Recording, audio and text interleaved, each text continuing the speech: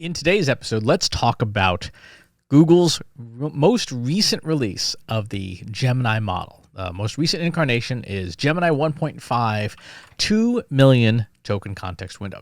This version of Gemini, the large language model, which is a competitor to ChatGPT, has the same basic operations as its previous version with one really big change. It now comes with a 2 million token context window. That is huge in multiple senses of the word. For the non-nerds, the non-technical folks, AI models, particularly those used by language models like ChatGPT, Google Gemini, Anthropic's Claude, have two kinds of memory. There's latent space and context windows. Think of these as long-term and short-term memory.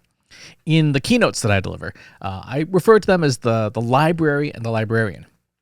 There's a library that has a huge store of knowledge in relatively static form, like books, right? And then there's a librarian.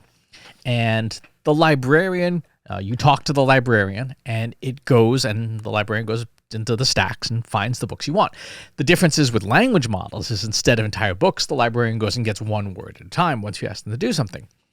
And so our ability to get good results out of language models is contingent on asking the librarian very specifically what we want, maybe giving the librarian a lot of detailed instructions. If you tell the librarian, go get me a book, they will, and it won't be what you want. If you tell the librarian, I want a copy of AI for Marketers 3rd edition by Christopher Penn, you're probably going to get a better result. In the early days of generative AI, the librarian would forget what you were asking for fairly frequently, right? And you'd have to remind the librarian a lot what you're talking about. Their short-term memory is really short. When ChatGPT first came out, it had a context window of, I think it's either 4,000, I think it's 8,000 tokens, or about 5,000 words. Because the way models work, they don't even work on full words. They work on pieces of words.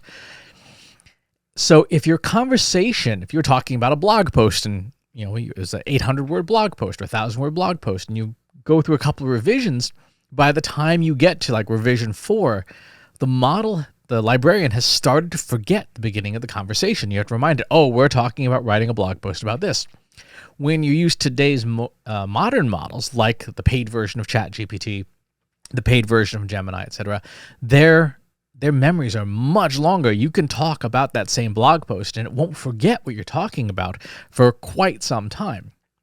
Now, this most recent reveal from Google means that Gemini can hold a conversation in memory that is about 1.5 million words long. To give you some context, the book series, A Song of Fire and Ice by George R.R. Martin, which is the basis for Game of Thrones, that's like 1.5 million words that could fit in Gemini's short-term memory model now. This book by Anne Handley, it's about 75,000 words. It'll hold about 20 of these now in his memory. That is a crazy amount of short-term memory. Can you imagine having a conversation that was 20 books long in the span of a few minutes? No, that's beyond what human beings are capable of. That's why machines scale so much better. What does this mean? What do we do with this information? Well, it opens up ever larger possibilities for people in their usage of generative AI. For example, let's say you issued an RFP and you got all these RFP responses back, and every agency that's responded has, put together an 83-page RFP response. And, the first 10 pages are, we have won these awards, we work with these brands, and we've got a lake in front of our building, and blah, blah, blah. Right? Not a lot of value there. And you get 10 responses, 20 responses, 30 responses. Well, now, instead of having to, manually comb through all these responses, you can have generative AI build a scoring rubric for the requirements that you outlined in the RFP. And then you load all 20 or 30 RFP responses into the model and say, score them all. And because of the size of memory it has available, it can do that, right? It will do that very, very capably. It will save you an enormous amount of time. You can say, I want to know about these 5 things, go through all 20 responses and score the responses on these 5 things.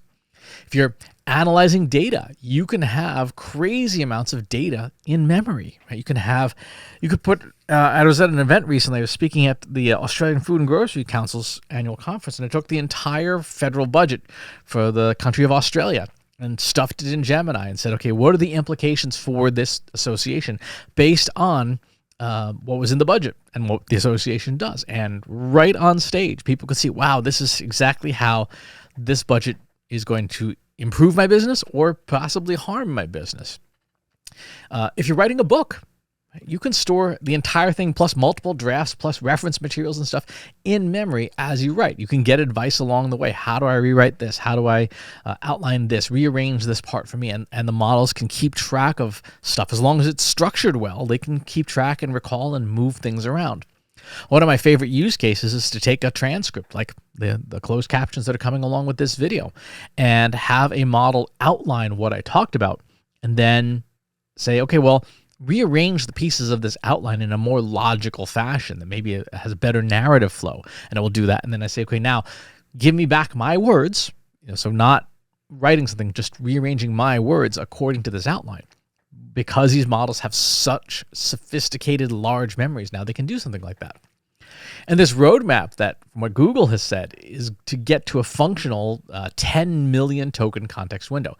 At that size, we're talking about 10 copies of Game of Thrones, 17 copies of Lord of the Rings, 100 of Anne's book, right? That is even more mind-boggling, just how much knowledge these things will be able to hold on to.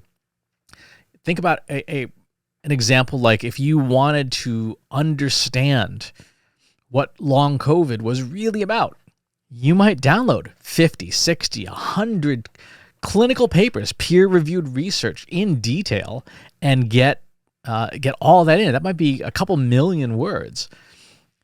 But then, because the models can keep that all in memory, and you can ask questions across different papers, you might be able to get really good conclusions backed in reality, right? So you're not going to hallucinate if you're asking questions about the data you've already got. In fact, there are tools like Notebook LM that do exactly that. They won't write anything, but they will answer questions based on the data you give them.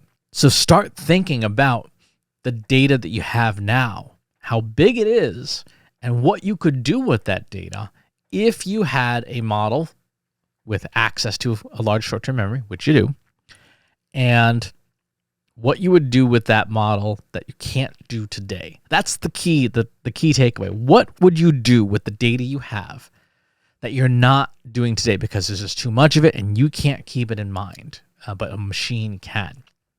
That's going to do it for this episode. Thanks for tuning in. Talk to you next time.